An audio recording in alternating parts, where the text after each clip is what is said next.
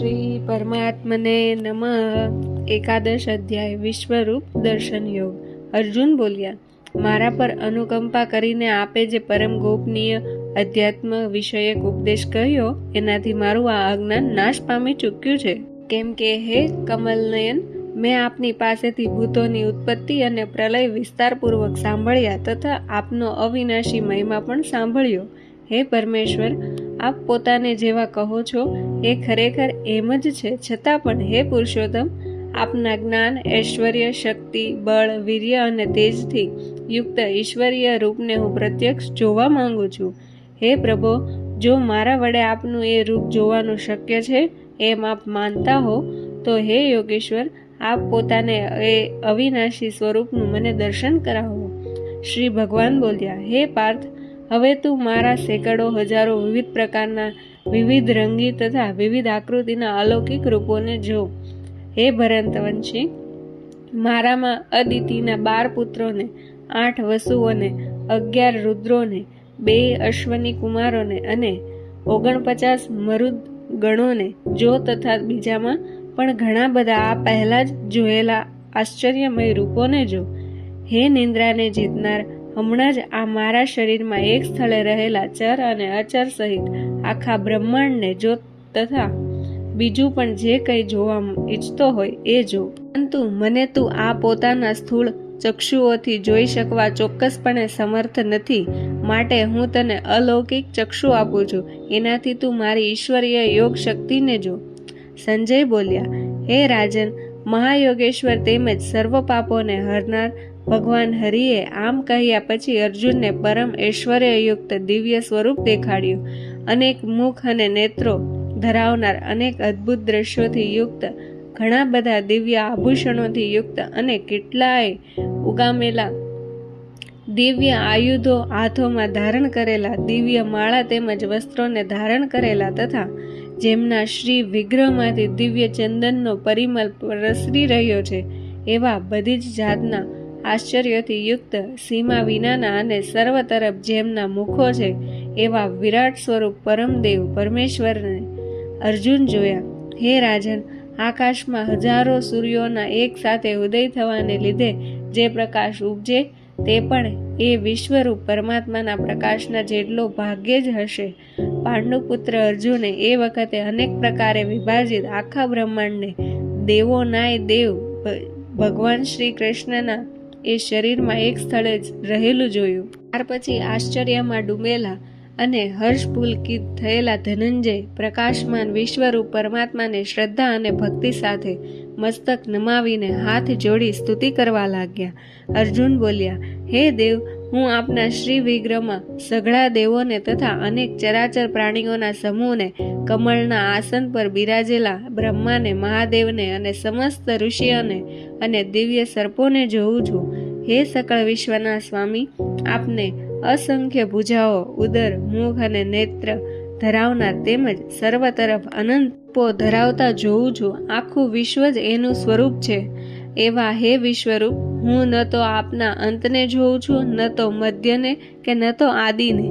આપને હું મુકટધારી, ગદાધારી અને ચક્રધારી, બધી બાજુએ પ્રકાશમાન તેજના પૂજ સ્વરૂપ, ધગધગતા અગ્નિ અને સૂર્ય જેવા તેજસ્વી, મુશ્કેલીથી જોઈ શકાય એવા તેમજ બધી બાજુએ અમાપ સ્વરૂપે જોઉં છું। આપ જ જાણવા યોગ્ય પરમ અક્ષર એટલે કે પરબ્રહ્મ પરમાત્મા છો। આપ જ આ જગતના પરમ આશ્ચર્ય છો। આપ જ શાશ્વત ધર્મના રક્ષક છો અને આપ જ અવિનાશી સનાતન પુરુષ છો એવો મારો મત છે।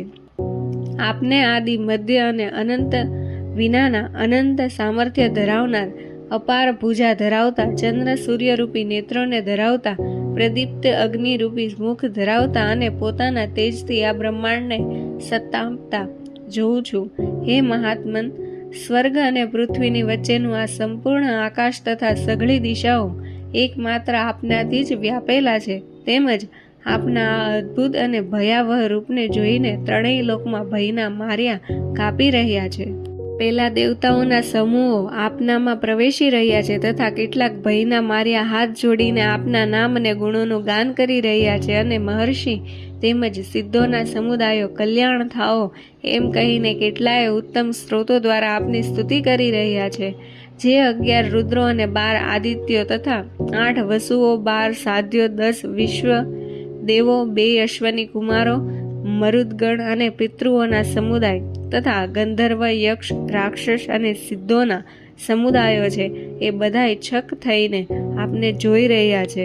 હે મહાબાહો, આપના ઘણા મુખ અને નયનોથી યુક્ત, ઘણા હાથ, જંઘા અને ચરણ ધરાવતા, અનેક ઉદરો ધરાવતા અને ઘણી બધી દાઢોને કારણે અત્યંત વિકરાળ મહાન રૂપને જોઈને બધા લોકો વ્યાકુળ થઈ રહ્યા છે. તેમજ હું પણ આકુળ વ્યાકુળ થઈ રહ્યો છું, કેમ કે વિષ્ણુ ગગનચુંબી, દેદીપ્યમાન, અનેક વર્ણોથી યુક્ત તથા ફાડેલા મુખ અને પ્રકાશમાન વિશાળ નેત્રો ધરાવતા આપને જોઈને ડરેલા અંતઃકરણનો હું ધીરજ કે શાંતિ નથી પામતો. તીણી દાઢોએ લીધે વિકરાળ અને પ્રલય કાળના અગ્નિ જેવા પ્રજ્વલેલા આપના મુખોને જોઈને હું દિશાઓને નથી ઓળખી શકતો અને સુખ પણ નથી પામી શકતો. માટે હે દેવોના સ્વામી, હે જગતના આધાર, આપ પ્રસન્ન થાઓ. ધૃતરાષ્ટ્રના પેલા બધા જ પુત્રો રાજાઓના સમૂહ સમેત આપનામાં પ્રવેશી રહ્યા છે, અને પિતામહ ભીષ્મ, દ્રોણાચાર્ય તથા પેલો કર્ણ અને આપના પક્ષના પણ મુખ્ય યોદ્ધાઓ સમેત એક એક તીણી દાઢોને જોઈને વિકરાળ આપના ભયાવહ મુખોમાં ઘણા વેગોથી દોડીને પ્રવેશી રહ્યા છે, અને કેટલાક તો ભૂકો થયેલા માથા સહિત આપના દાંતોની વચ્ચે ભીસાયેલા દેખાઈ રહ્યા છે. જેમ નદીઓના અનેક જળ પ્રવાહો સહજ રીતે સાગર તરફ દોડે છે, એટલે કે સાગરમાં સમાઈ જાય છે, એ જ રીતે નરકલોકમાં શ્રેષ્ઠ સુરવીરો પણ આપના પ્રજ્વળતા મુખોમાં પ્રવેશી રહ્યા છે, એટલે કે આપનામાં લીન થઈ રહ્યા છે. જેમ પતંગિયા મોહને વશ થઈ નષ્ટ થવા માટે પ્રજ્વલિત અગ્નિમાં ઘણા વેગથી ઉડતા ઉડતા જાતે જ પ્રવેશતા હોય છે, એમ જ આ સર્વ પણ પોતાના નાશને માટે આપના મુખોમાં અતિ વેગથી જાતે જ પ્રવેશી રહ્યા છે. આપ એ સમસ્ત લોકોને પ્રજ્વળતા મુખો દ્વારા કોળીઓ કરતા ચારે કોરથી વારવાર ચાટી રહ્યા છો. હે વિષ્ણુ, આપનો ઉગ્ર પ્રકાશ સકળ બ્રહ્માંડને તેજથી ભરી દઈને સંતાપી રહ્યો છે. મને જણાવો કે ઉગ્ર રૂપધારી આપ કોણ છો? હે દેવાધિદેવ, આપને નમસ્કાર કરું છું. આપ પ્રસન્ન થાઓ. આદિપુરુષ, આપને હું વિશેષ રૂપે ઓળખવા માંગુ છું, કેમ કે આપની પ્રવૃત્તિને નથી સમજી શકતો. શ્રી ભગવાન બોલ્યા, હું લોકોનો સંહાર કરનાર વધી ગયેલો મહાકાળ છું. અત્યારે આ લોકોનો સંહાર કરવા માટે પ્રવૃત્ત થયો છું. માટે જે પ્રતિપક્ષીઓની સેનામાં રહેલા યોદ્ધાઓ છે, એ બધા તારા વિના પણ નથી રહેવાના. એટલે કે તું યુદ્ધ નહીં કરે તો પણ આ સર્વનો નાશ તો થવાનો જ છે. માટે તું ઊભો થા, યશ મેળવ અને શત્રુઓને જીતીને ધન ધાન્યથી સમૃદ્ધ રાજ્યને ભોગવ. આ સર્વ સુરવીરો પહેલેથી જ મારા વડે હણાયેલા છે. હે સવ્ય રાચી, તું તો કેવળ નિર્મિત માત્ર થા. દ્રોણાચાર્ય, ભીષ્મ પિતામહ, જયદ્રથ, કર્ણ તથા બીજા પણ ઘણા બધા મારા વડે હણાયેલા શૂરવીર યોદ્ધાઓને તું હણ. ભય રાખીશમાં. ચોક્કસ તું યુદ્ધમાં વેરીઓને જીતીશ, માટે યુદ્ધ કર. સંજય બોલ્યા. શ્રી હરિ કેશવના આ વચનને સાંભળીને કિરીટ અર્જુન હાથ જોડી થરથર કાપતા નમસ્કાર કરીને ફરીથી ઘણા બીતા પ્રણામ કરીને ભગવાન શ્રી કૃષ્ણની ગદગદ વાણીથી સ્તુતિ કરવા લાગ્યા. અર્જુન ફરીથી સ્તુતિ કરતા બોલ્યા, હે અનંત આર્મી, એ યોગ્ય જ છે કે આપનામાં નામ, ગુણ અને પ્રભાવના કીર્તનથી વિશ્વ ઘણું હરખાઈ રહ્યું છે અને પ્રેમ વિહવળ પણ થઈ રહ્યું છે. તેમજ ભય પામેલા રાક્ષસો આમ તેમ નાસી રહ્યા છે તથા સર્વસિદ્ધ ગણોના સમૂહો નમસ્કાર કરી રહ્યા છે. હે મહાત્મન, બ્રહ્માના પણ આદિ કરતા અને સૌથી મોટા આપને તેઓ કેમ ન નમે? કેમ કે હે અનંત, હે દેવતાઓના ઈશ, હે વિશ્વના પરમ આધાર, જે સત અસત અને એ બેયથી પર અક્ષર એટલે કે સચ્ચિદાનંદ ઘન બ્રહ્મ છે, એ આપ છો. આમ આદિદેવ અને સનાતન પુરુષ છો. આપ આ જગતના પરમ આશ્રય, જાણનાર, જાણવા યોગ્ય અને પરમ ધામ છો. હે અનંત રૂપ, આપનાથી આખું વિશ્વ વ્યાપેલું એટલે કે પરિપૂર્ણ છે. આપ વાયુ, યમ, યજ્ઞ, વરુણ, ચંદ્રમા અને પ્રજાના સ્વામી બ્રહ્મા છો તથા બ્રહ્માના પણ પિતા છો. આપને વારંવાર નમસ્કાર, હજારો વાર નમસ્કાર તથા ફરી પાછા એથી પણ વધારે વાર નમસ્કાર. હે અનંત સામર્થ્ય ધરાવનાર, આપને આગળથી તેમજ પાછળથી પણ નમસ્કાર.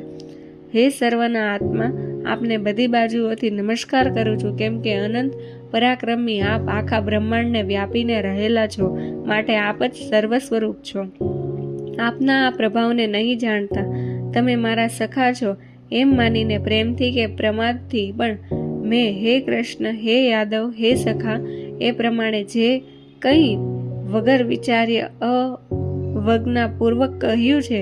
અને હે અચ્યુત, આપ જે મારા વડે વિનોદો ખાતર વિહાર, શૈયા, આસન અને ભોજન આદિ કરતી વખતે એકાંતમાં કે પછી એ સખાઓની સામે પણ અપમાનિત કરવામાં આવ્યા છો, એ સર્વ અપરાધો અપ્રેમ સ્વરૂપ એટલે કે અચિંતન્ય પ્રભાવના આપને હું ક્ષમા કરવાની પ્રાર્થના કરું છું. આપ આ ચરાચર જગતના પિતા, સૌથી મોટા ગુરુ અને ઘણા પૂજનીય છો. હે અતુલ પ્રભાવ ધરાવનાર, ત્રણેય લોકમાં આપના સમાન પણ બીજો કોઈ નથી, પછી ચડિયાતો તો ક્યાંથી જ હોઈ શકે. માટે હે પ્રભુ, હું શરીરને સારી પેઠે ચરણોમાં નિવેદિત કરીને પ્રણામ કરીને સ્તુતિને યોગ્ય આપ ઈશ્વરને પ્રસન્ન થવા માટે પ્રાર્થું છું. હે દેવ, પિતા જેમ પુત્રના, સખા જેમ સખાના અને પતિ જેમ પ્રિયતમાના પત્નીના અપરાધોને સહી લે છે, એમ જ આપ પણ મારા અપરાધ સહી લેવા યોગ્ય છો. હું પહેલા ન જોવાયેલા આપના આશ્ચર્યમય રૂપને જોઈને હરખાઈ પણ રહ્યો છું અને મારું મન ભયને લીધે ઘણું વ્યાકુળ થઈ રહ્યું છે. માટે આપ પોતાનું પહેલું ચતુર્ભુજ વિષ્ણુ રૂપ જ મને દર્શાવો. હે દેવેશ, હે જગત નિવાસ, પ્રસન્ન થાઓ. હું એવા જ આપને મુગટધારી તથા ગદા અને ચક્ર હાથમાં ધારણ કરેલા જોવા માંગુ છું. માટે હે વિશ્વ સ્વરૂપ, હે હજાર હાથવાળા, આપ એ જ ચતુર્ભુજ રૂપે પ્રગટ થાઓ. શ્રી ભગવાન બોલ્યા, હે અર્જુન, તારા પર અનુકંપા કરીને મેં પોતાની યોગ શક્તિના પ્રભાવે આ મારું ઉત્કૃષ્ટ તેજોમય સર્વનું આદિ અને અસીમ વિરાટ રૂપ તને દર્શાવ્યું છે, જેને તારા સિવાય બીજા કોઈએ પહેલા નહોતું જોયું. હે કુરુવંશીઓમાં શ્રેષ્ઠ વીર, મનુષ્ય લોકમાં આવો વિશ્વરૂપ ધારી હું આ તારા સિવાય બીજા કોઈનાથી ન તો વેદ અને યજ્ઞોમાં અધ્યયનથી જોઈ શકાઉં છું, ન દાનથી જોઈ શકાઉં છું, ન શાસ્ત્ર વિહિત કર્મોથી જોઈ શકાઉં છું, કે ન આકરા તપોથી જોઈ શકાઉં છું. મારા આવા વિકરાળ રૂપને જોઈને તને વ્યાકુળતા ન થાઓ અને મૂઢ ભાવ પણ ન થાઓ. તું નિર્ભય અને પ્રસન્ન મન થઈને એ જ મારા આ શંખ, ચક્ર, ગદા, પદ્મધારી ચતુર્ભુજ રૂપને ફરીથી જો. સંજય બોલ્યા, હે રાજન, વાસુદેવ શ્રી હરિએ અર્જુનને આ પ્રમાણે કહીને પાછું એવું જ પોતાનું ચતુર્ભુજ રૂપ દર્શાવ્યું અને પછી સૌમ્ય મૂર્તિ થઈને આ ભય પામેલા અર્જુનને મહાત્મા શ્રી કૃષ્ણે ધીરજ આપી. અર્જુન બોલ્યા, હે જનાર્દન, આપના આ પરમ શાંત મનુષ્ય રૂપને જોઈને હવે હું સ્થિર ચિત્ત થઈ ગયો છું અને પોતાની સ્વાભાવિક સ્થિતિને પામી ચોક્યો છું. શ્રી ભગવાન બોલ્યા, મારું જે ચતુર્ભુજ રૂપ તે જોયું છે એ સુદર્શ છે, એટલે કે એના દર્શન થવા ઘણા દુર્લભ છે. દેવતાઓ પણ સદા આ રૂપના દર્શનની ખેવના રાખ્યા કરે છે. જેવો તે મને જોયો છે એવો ચતુર્ભુજ રૂપ ધારી હું ન તો વેદોથી જોઈ શકાઉં છું, ન તપથી જોઈ શકાઉં છું, ન દાનથી જોઈ શકાઉં છું, કે ન યજ્ઞથી જોઈ શકાઉં છું. પરંતુ હે પરતપ અર્જુન, અનન્ય ભક્તિ દ્વારા આવો ચતુર્ભુજ રૂપધારી હું પ્રત્યક્ષ દેખાવા માટે, તત્વથી જાણવા માટે તથા પ્રવેશ કરવા એટલે કે એકાત્મ ભાવે પ્રાપ્ત થવા માટે પણ શક્ય છું. હે પાંડુપુત્ર, જે કેવળ મારે જ ખાતર સઘળા કર્તવ્ય કર્મોને કરનારો છે, મારે પરાયણ છે, મારો ભક્ત છે, આ શક્તિ વિનાનો છે અને સર્વ પ્રાણીઓ પ્રત્યે ભેરભાવથી રહિત છે, એ અનન્ય ભક્તિ યુક્ત માણસ મને જ પામે છે. વિશ્વરૂપ સ્વરૂપ દર્શન યોગ નામનો 11મો અધ્યાય સમાપ્ત થાય છે.